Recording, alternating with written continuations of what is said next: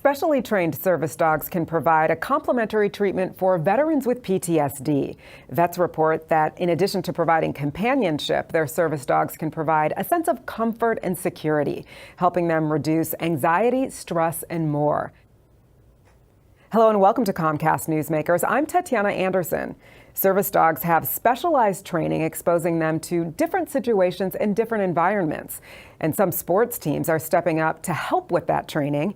Joining me to discuss all of this is John Miller. He is the president and CEO of America's VetDogs. And John, thank you so much for being here. Well, thank you for having us. So I want to start with the issues that are seen and unseen that these veterans are dealing with. What are VetDogs helping them cope with? Sure. So PTSD is a major issue we're seeing for troops returning back home. But we service all veterans. Veterans who have physical injuries, as well as you point out, visible and invisible. PTSD is a big one, but also we've helped President Bush. At the time after Mrs. Bush had passed away, and the president was in a wheelchair. So we have dogs who have different types of temperaments, different energy levels, different skill sets, and really make a difference in the lives of our veterans. So these dogs really have to experience all aspects of human life in order to be good companions. And I know that a new way you're doing that is with this program called Puppies with a Purpose. What's involved?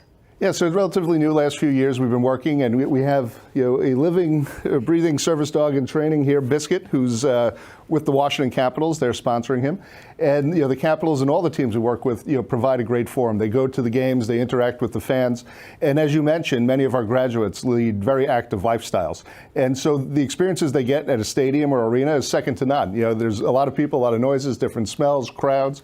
We have graduates who are competitive bodybuilders who work on the railroad system, and these experiences are really tremendous. And the Puppy with a Purpose program in particular is where we work with corporations across the country and professional sports teams, and really look to have the dog sponsored. It gives the team a great forum as well. The fans love the social media. Generally, there's naming contests associated with the program, and really it helps three things for us. It drives awareness of the program. If somebody needs a service dog, they know where to find us. Everything we do is free of charge, so we have to raise a significant amount of money for each of these dogs. They cost roughly about $50,000 for each of them by the time they're ready to go. And we're largely a volunteer organization, so those three factors in each of the sports markets really work tremendously for us. And when it comes to that training, I know that some of these dogs are being trained by inmates in prisons, so the dogs are getting what they need, but so are the inmates. Explain how that relationship works. Oh, for sure. So we have about 13 prisons that we work with, largely on the East Coast, from Maine to Florida. And we have trainers who help train the inmates, and it is a very much wanted position within the prison, and you have to be on your best behavior to even be considered for the program.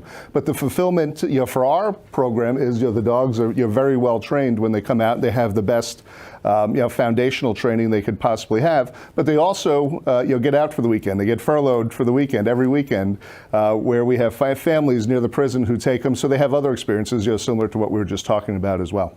So where do some of these dogs end up going, and who are some of the people that they're working with? So we have veterans from all across the country. We're national in scope, so we serve all 50 states. So most dogs go to individuals who have some type of visible or invisible injury from their service. Working with the Capitals and the other sports teams, really shining a light on the program. Our demand is high, but people work with the dogs. I could just say one gentleman who's here in the D.C. area really had a life-changing moment with his dog, and was on a number of medications. I believe it was either 12 or 13 medications.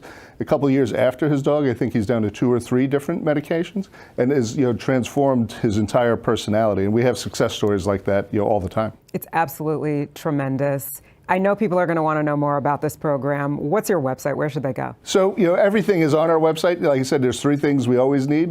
If you need a dog, you could go there. If you want to volunteer or you want to donate, you could go to VetDogs.org. John Miller from America's VetDogs, thank you so much for being here. No, thank you. And Biscuit says thanks too. Thank you, Biscuit. And thanks to you for watching as well. For more great conversations with leaders in your own community and across the nation, visit ComcastNewsmakers.com. I'm Tatiana Anderson.